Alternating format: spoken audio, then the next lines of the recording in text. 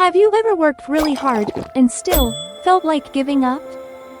That feeling isn't just sad. It might be disheartened. Disheartened means your encouragement drops. Your motivation weakens. You cared. You tried. And something didn't work. Let's look at a few real-life scenarios that explain this emotion. For students, you studied for weeks. You revised every chapter. You expected improvement. The results come, and your score barely changes. You're not crying.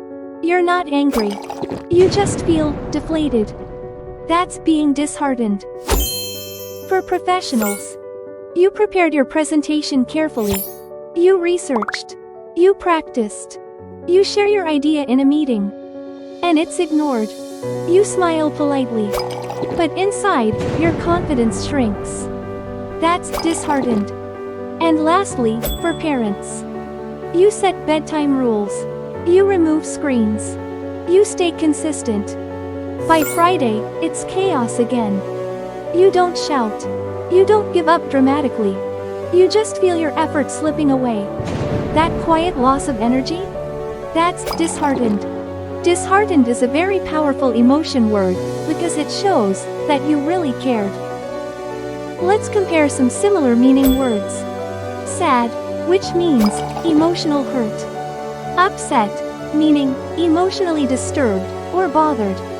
Disappointed, indicating expectations not met. And finally, disheartened, meaning motivation weakened. Notice the shift. By the time you're disheartened, it's not just your feelings, it's your spirit.